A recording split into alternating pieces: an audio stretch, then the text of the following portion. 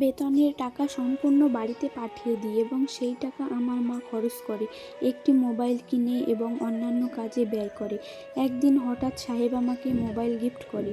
আমি মোবাইলটি পেয়ে অবাক। মোবাইলের ভেতরে সিম সহ সব কিছু করে দেয়। উনি হয়তো জানতো আমি কম বুঝি, তাই সম্পূর্ণ সেটিংস করে দেয়। আমি মোবাইল পেয়ে সাহেবের প্রশংসা করলাম, তাকে অনেক ধন্যবাদ জানালাম। সাহেবকে আমি সম্মানের সাথে দেখলাম। মোবাইলে কিভাবে কল দেয়, ইমো বা হোয়াটসঅ্যাপ কিভাবে ব্যবহার করে এ বিষয়ে আমাকে শিখাইতেছিলেন। আমি তার থেকে একটু দূরে বসে শিখতে চাই। উনি আমাকে কাছে ডাকছেন। আমিও কিছু না ভেবে কাছে গিয়ে শিখছিলাম। হঠাৎ ম্যাডাম রুমে আসলো। তাকে দেখে একটু দূরে সরে বসলাম। ম্যাডামকে দেখে সাহেব বলতে শুরু করলো, রুনাকে মোবাইল চালানো শেখাইতাছি। একটা কথা বলা হয়নি, আমার নাম রুনা আক্তার। তাই ম্যাডাম কোনো সন্দেহ আকারে দেখেনি ব্যাপারটা। ম্যাডাম অনেক খুশি হয়েছেন আমাকে মোবাইল কিনে দেওয়ার জন্য এবং আমাকে সব কিছু শেখানোর জন্য। কেননা ম্যাডামের সাথে আমার সুখ দুঃখের আলাপ করি মাঝে মধ্যে। একটা কথা, সত্যি কথা বলতে আমি অনেক ভালো একটা ম্যাডাম পেয়েছি। ওনার ব্যবহার আমাকে মুগ্ধ করেছে। কিন্তু সাহেবের চোখ দেখে মাঝে মাঝে আমি ভয় পাই। কেননা উনি আমাকে একটু ভিন্ন চোখে দেখে। এটা বুঝতে পারি না, কেননা আমি একজন মেয়ে বুঝতে পারে একজন ছেলের দৃষ্টিভঙ্গি তার দিকে কেমন তাকানো। এমনি আমি বুঝি। মোবাইল কিনে দেওয়ার পর আমি আমার বাচ্চাদের সাথে কথা বলি ফোন দিয়ে। আর এখন থেকে ভেবে নিয়েছি প্রত্যেক দিন বাচ্চাদের সাথে একবার করে কথা বলবো। অনেক দিন পর বাচ্চাদের সাথে কথা বললাম। আমার মেয়েটা একটু কান্না করলেও ছেলেটা শক্ত অবস্থায় এই মুহূর্তে আছে। আমার ছেলেটাকে বললাম, আমি মেয়েটাকে বললাম তোমাকে ওটা কিনে দেব, এরকম বিভিন্ন কেনাকাটা দেওয়ার কথা বলে ওদেরকে আমি সান্ত্বনা দিই। ওদের জন্য গ্রামের বাড়িতে একটা দোকান বাকি করে দেওয়া হয়েছে। প্রতিদিন 20 টাকা করে দুইজন 40 টাকা খাবে। অন্যদিকে আমার ছেলেকে নতুন স্কুলে ভর্তি করা হয়েছে এবং মেয়েটাকেও স্কুলে ভর্তি করানো হয়েছে। আমি যত কষ্ট করি আমার ছেলে মেয়ের জন্য, এখানে আমার আশা ছেলে মেয়ের জন্য। আমি ওর বাবার দায়িত্ব পালন করব, এরকমটা চিন্তা করে আমার ওই সৌদি আরবে আসা। অনেকেই বলতেছিল নতুন করে সংসার করার জন্য। আমি যদি তখন নতুন একটা সংসার শুরু করতাম তখন আমারই বাচ্চাদেরকে সুন্দর জীবন দিতে পারতাম না। এরকম ভেবে আমি আলাদাভাবে বিয়ে বসতে ইচ্ছুক ছিলাম না।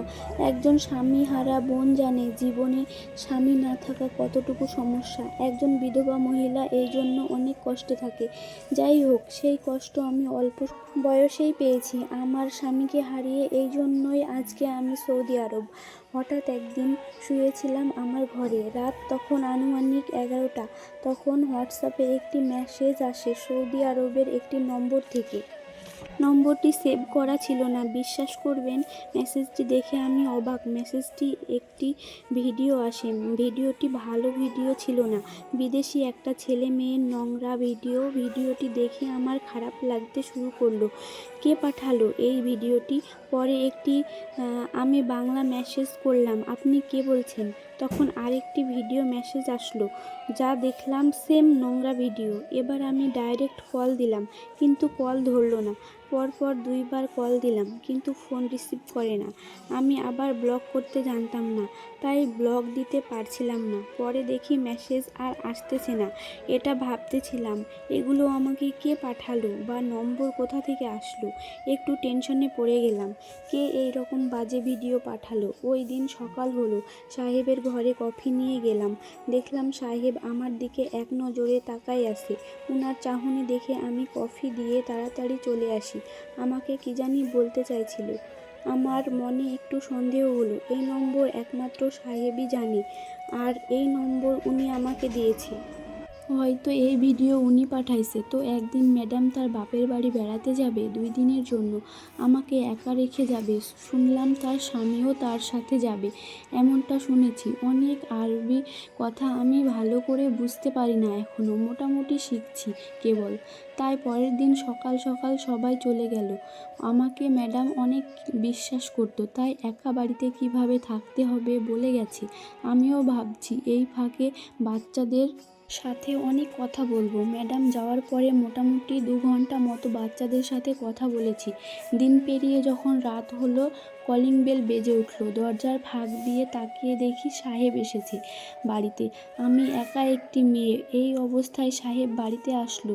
কলিং বেল বেজে উঠল। দরজার ফাঁক দিয়ে তাকিয়ে দেখি সাহেব এসেছে বাড়িতে। আমি একা একটি মেয়ে, এই অবস্থায় সাহেব বাড়িতে আসলো। কলিং বেল বাজাচ্ছে, কিন্তু আমি দরজা খোলার সাহস পাচ্ছিলাম না। সাহেব আর ম্যাডাম সাথে বেড়াতে গেছে আজ সকালে, কিন্তু এখন মাত্র সন্ধ্যা। এই অবস্থায় সাহেব বাড়িতে আসার কারণ কি? তাদের 2 দিন পর আসার কথা, কিন্তু আমি দরজা খোলার সাহস পাচ্ছিলাম না।